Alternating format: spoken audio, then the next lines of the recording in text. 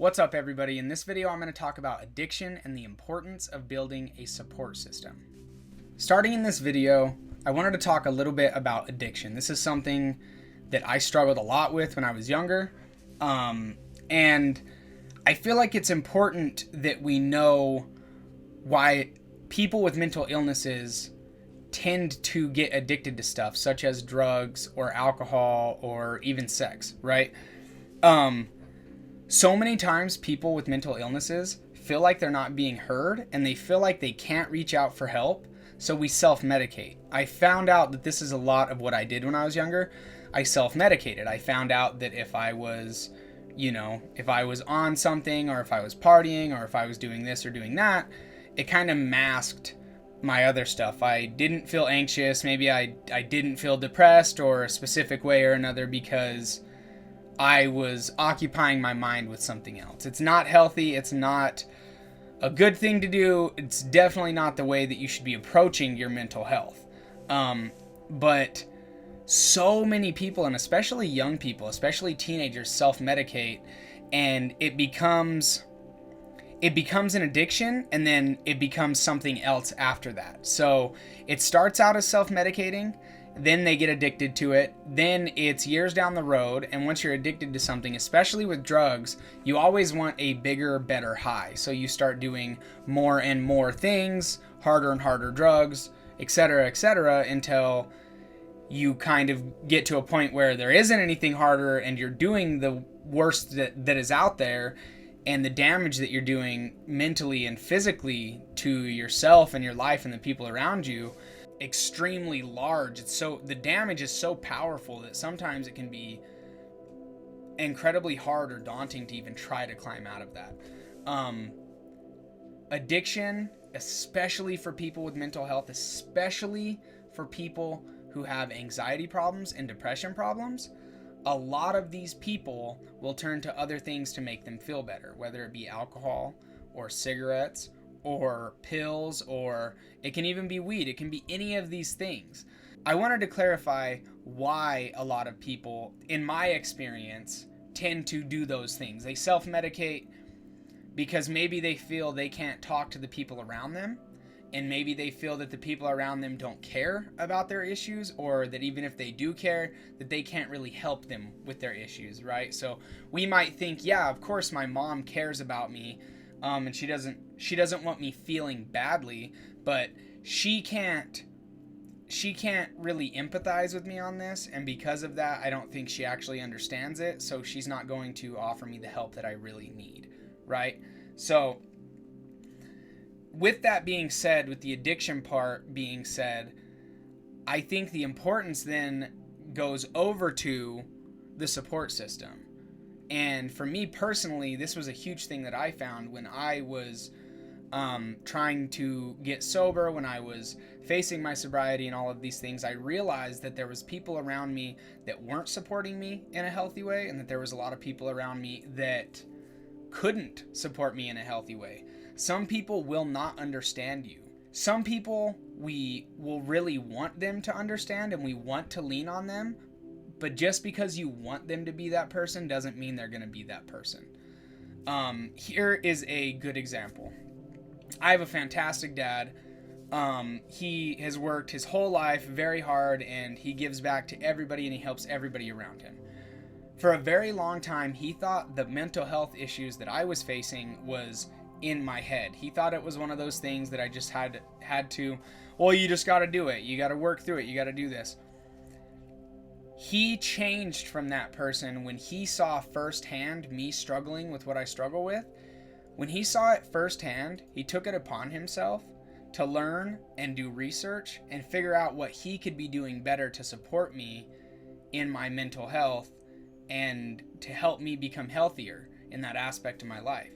And he very much changed from a person who was kind of in this it's in your head mindset to he definitely had more sympathy.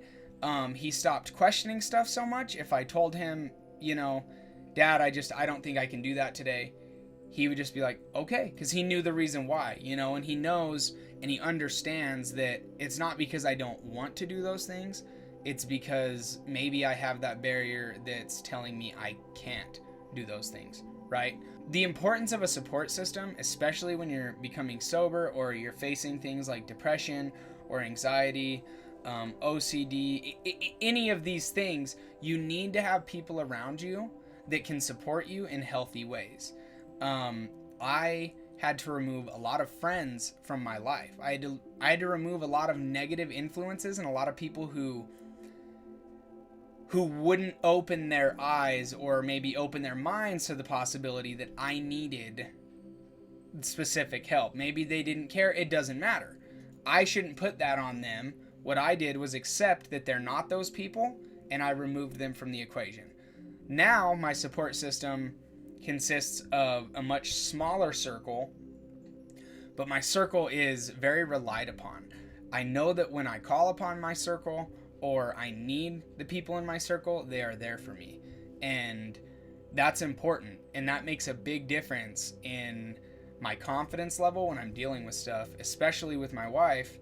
I know I can count on her for specific things. If I'm feeling bad, if I'm feeling terrible, I know she understands how I'm feeling, and she knows what maybe I need to hear or want to hear or what I need to do, and she can kind of help nudge me in that direction, right? She is probably my building block right there. That's my base. That's my foundation for my support system, is her. And then of course my kids are in that circle too, but they support me in a very different way, right? Like, they are kids, but they are so in tune with how everyone around them is feeling that they just always know. I can be having a bad day and they walk up and they go, how are you feeling? How are you doing? What, maybe, are you feeling okay? Maybe you should do this. That would help you. They're so good about it, and I love this about them. So she's going to be my base. I think my kids are some of my pillars. They're a big reason that I keep doing what I'm doing when I'm having a hard time maybe pulling myself out of a funk, or maybe when I'm having a hard time, what would be the word?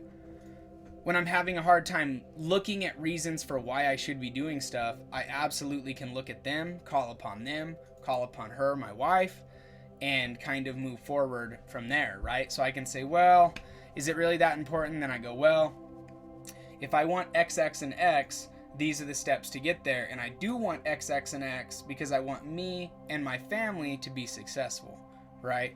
So those pillars in that support system are very important. And then my roof would be me. I am the roof.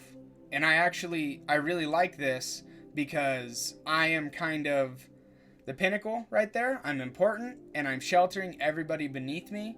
If I'm doing well, my kids, my pillars are doing well, and my base is doing well, right?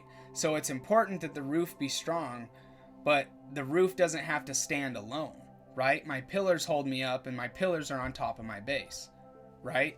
So that's kind of the house that I've built in my support system, and that's my immediate family. That is who I live with, right? For some of you out there who maybe you don't have a type of relationship, maybe you aren't married or want to get married, maybe you don't have kids, that's fine. You don't have to do any of that stuff. You should look to find people with common ground and people that understand what you deal with and that can maybe help you deal with that. Facebook is powerful in this way where they have a million groups out there, and there are some really good groups out there with like-minded people who deal with what we deal with. And there's a lot of people out there that are willing to talk to you in any regard and maybe give you advice. Maybe your parents, maybe the reason that they are the way they are with you is because they don't understand what you're going through. My dad was absolutely a specific way with me until he saw firsthand what I struggled with. And then he took it upon himself to do the research to really figure out what I was dealing with. And his whole demeanor and his whole attitude towards me and my mental health completely changed. And in such a positive way that he really did become, for a very long time, my go-to person. He is still very much involved in my support system. He is a massive, massive part of my support system. Don't get it wrong. But in this analogy here, I'm the roof, the kids are the pillars, and Morgan, my wife, is the base, right? So I'm important. If I'm doing good, everybody's doing good. And it's important that the base and the pillars also help to hold up the roof, right? So it's a system and we all work together. I can't stress enough how important it is for you to have a support system. And it doesn't have to be a lot of people. It can be a few people. It can be one person. It can be your whole support system could be your mom or your dad or your friend. It can be things that can't talk to you. If your dog is what really helps you, or your cat, then that's perfect. Like, if they help you, that's fine. It's not a bad thing, right? But I think the first step in building a successful support system and a strong support system is about looking at what shouldn't be there. Or more importantly, who shouldn't be there. We as people, especially people who are battling different mental things, we need to understand that some people just aren't healthy for us. And as bad as it sucks and as hard as it is, it comes a point where if they're not helping you, they are hurting you, and you need to move past some of those relationships. It could be past relationships, it could be friends. Me personally, I think it could be your family. I think it could be people in your family that don't support you, that don't understand you, and they could be doing a lot more harm than good for you.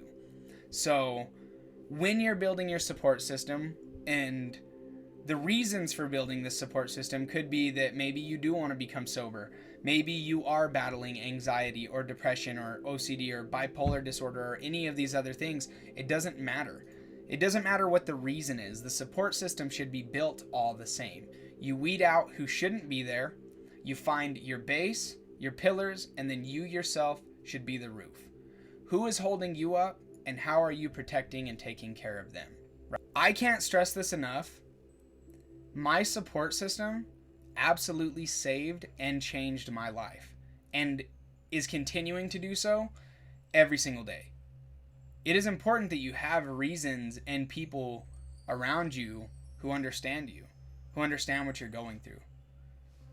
If it wasn't for my children, my wife, my father, my mom, and my very close friends, I would be absolutely lost. I would be completely lost. I don't think I could handle all of what I deal with on my own. As a matter of fact, I know I can't, because I tried to do it and the result was not good. It was not at all good at all. The result was terrible. Until I started building my support system, that is when I saw real growth and real change in my life. So if you are struggling, if you are fighting something, if you are fighting addiction, and even if you're fighting addiction without the other stuff, you still need a support system to find your sobriety, and to stay sober. It's important, okay? So whether or not the reason for it is because some people just get addicted. Some people are just alcoholics, or they're addicted to drugs, and that sucks, but they'll never get past that until they have people who believe in them and want to help them get past that. So if you are battling addiction, or if you are battling mental health stuff, build a support system. If you are not, but know someone who is, find out how you can be part of their support system. Understand what they're going through. Research what you can do to help them. You'd be surprised the difference that it'll make just when somebody knows that you genuinely care or actually understand what they're going through. It's such a big difference. It's part of the reason that me and Morgan clicked immediately, because we were like, wait, you're like this?